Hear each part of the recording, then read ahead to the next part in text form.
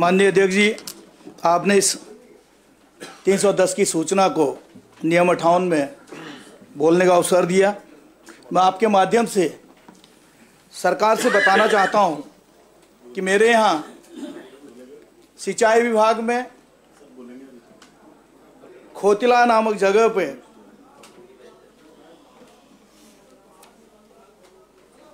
चार करोड़ 41,85,000 रुपये की टेंडर स्वीकृति थी और उसी के बगल में घटखोला में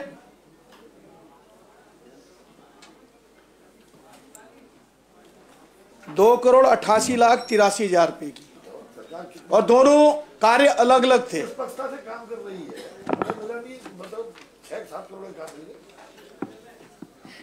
दोनों कार्य माननीय अध्यक्ष जी अलग अलग थे, लेकिन विभाग के अधिकारियों की तानाशाही और उनके भ्रष्टाचार को देखिए। जिस खोतिला में मैं आपदा में भी लाया था, 7 परिवारों के घर बह गए, 20 से 25 परिवार प्रभावित हो गए। उस खोतिला में वो 4 करोड़ रुपए नहीं लगाया गया, बल्कि ठेकेदार को फायदा देने के लिए खटधार में जो 2 करोड़ की योजना थी उसमें लगा दिया। और सारी जो योजना थी टोटल 7 करोड़ 10 लाख की योजना थी।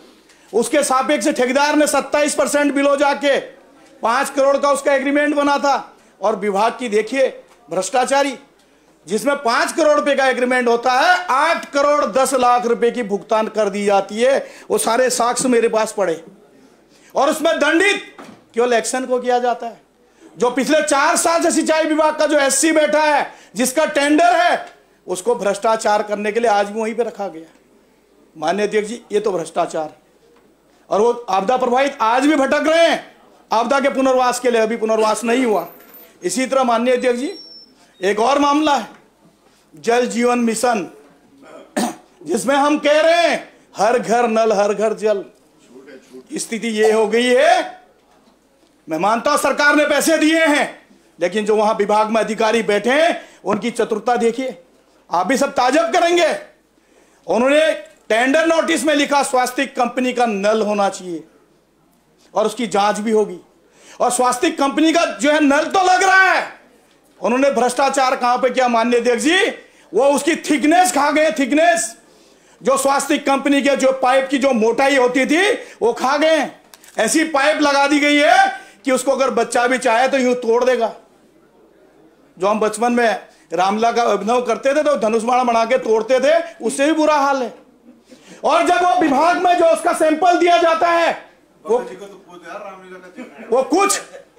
वो कुछ ऐसे पाइप खरीद के रखे हैं जो ओरिजिनल कंपनी के पाइप हैं, उसके टुकड़े विभाग में जमा कर दिए जाते हैं।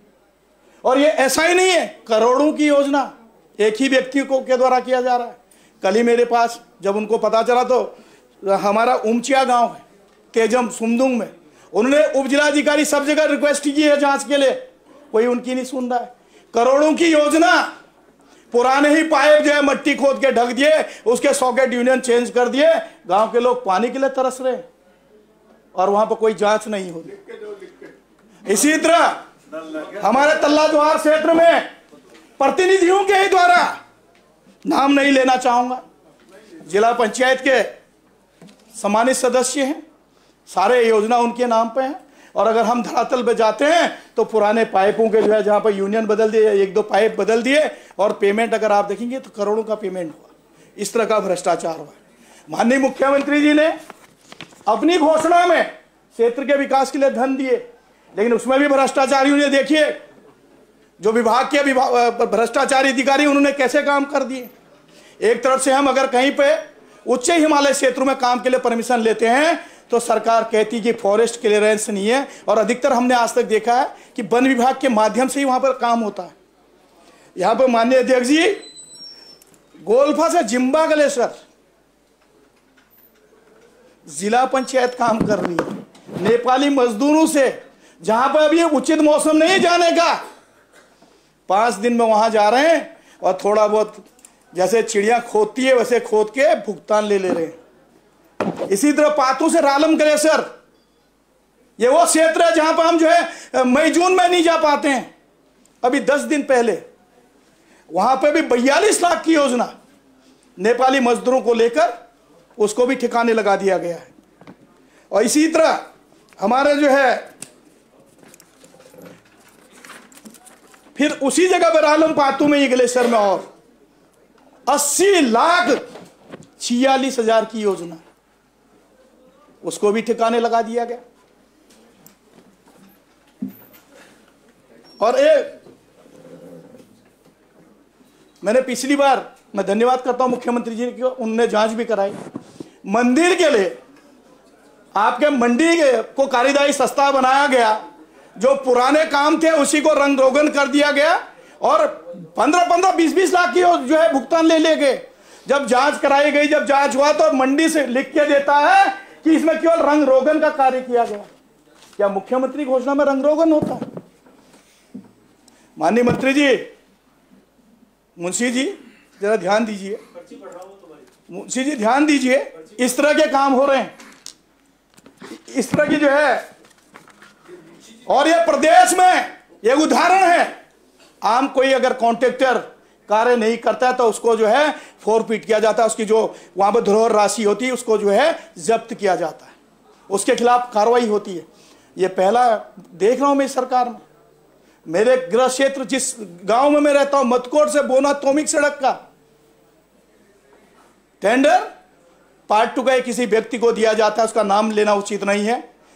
कभी वो उस परिवार से संबंधित था जो कभी यहां महामहिम रहे हैं, उनके इशारे पे आज उत्तर प्रदेश में मंत्री भी है। उस व्यक्ति का टेंडर निरस्त किया जाता है 2 साल के बाद और उसकी कोई धरोहर राशि जो है जब्त नहीं की जाती है। उस 2 साल के बाद भी उस टेंडर में जब मैं कहता हूं कि मुझे धरने में बैठना पड़ेगा, 6 महीने के बाद फिर अगला टेंडर खोला जाता है। इस तरह की भ्रष्टाचार हो रहे।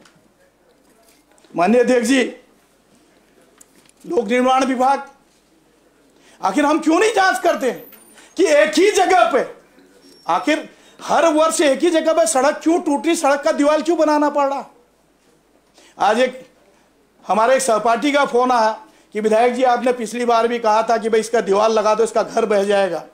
तो उसको विभाग वाले कहते हैं कि हमारे पास कोई धन नहीं बनेगा, और उसके अगल बगल जहां पर उनकी कमाई हो रही है, क्योंकि उन्होंने तो लिपापोती करनी है, उन जगहों पर बार बार दीवार लगाए जा रहे हैं, बार बार कार्य किए जा रहे हैं ताकि वो बंदरबाट कर सकें।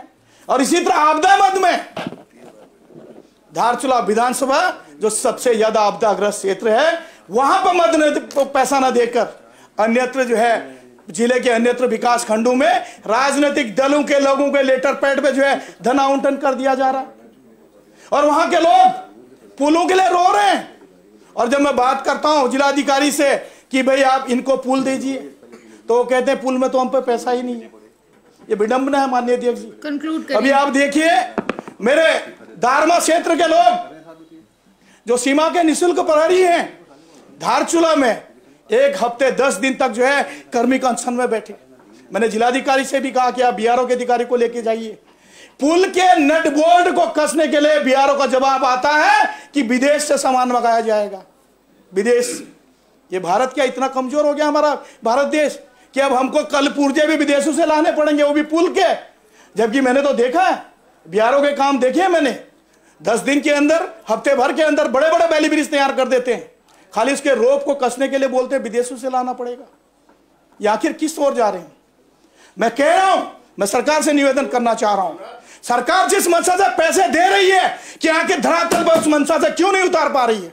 आखिर क्यों नहीं इन भ्रष्ट अधिकारियों पर आप नकेल कसने का काम कर रहे हैं? मेरे विधानसभा में आज सभी लोग कहते हैं कि भाई सारा बजट तो धामी ले गया। मैं कह रहा हूं वास्तव में माननीय मुख्यमंत्री ने दिया उस विधानसभा में, लेकिन उसको प्लेटा कौन लगा रहा है? कौन दोषी अधिकारी है या कौन व्यक्ति है जो उन योजनाओं को प्लेटा लगाने का काम कर रहा है? आखिर उस पर कार्रवाई क्यों नहीं हो रही है? और जो कार्य वन विभाग के द्वारा होना चाहिए उच्च हिमालय क्षेत्रों में, आखिर वहां पर अन्यत्र व्यक्तियों के द्वारा क्यों हस्तक्षेप हो रहा है?